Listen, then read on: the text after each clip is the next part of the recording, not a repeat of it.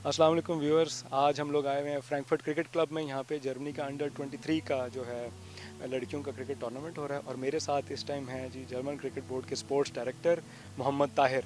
तो इनसे पहले इनका तारुफ जानते हैं। जी थैंक यू जी, आपने मुझे मौका दिया रब्ता करने का।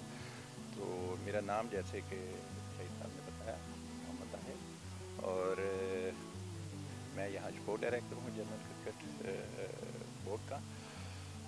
और तो आप किस सिटी में आपकी रहाइश है? अपने बारे में थोड़ा बताएं। पाकिस्तान में कहाँ से हैं और यहाँ पे कितना अरसा हो गया आपको?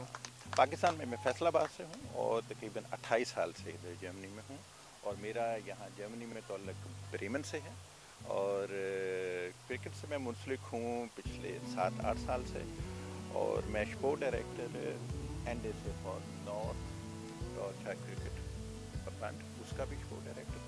और तकरीबन 6 माह से इधर मैं स्पोर्ट डायरेक्टर। तो एज अ स्पोर्ट्स डायरेक्टर आपका विजन क्या है? आप जर्मनी में क्रिकेट को प्रमोट करने के लिए आप क्या देखते हैं कि क्या स्टेप्स लिए जाने चाहिए या लिए जा चुके हैं?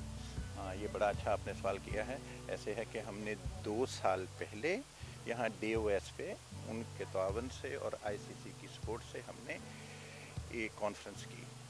पूरा साल हमने वहाँ उसमें बड़े अहम अफराद मौजूद थे और उसमें मैं भी शामिल था। हमने 2028 तक जर्मनी के लिए एक कॉन्सेप्ट डेवलप किया है। नेक्स्ट 10 इयर्स का आपने एक विजन बिल्कुल एक विजन बनाया। तैयार किया है, उसके मुताबिक हम काम कर रहे हैं। और उसमें यंग लोगों के लिए, ख़वातीन के लिए, और यहाँ जो सियासी पनाह लेने के लिए आए हैं लोग, तो उनको यहाँ इंटीग्रेट करने के लिए हमने काफ़ी प्लान किया है।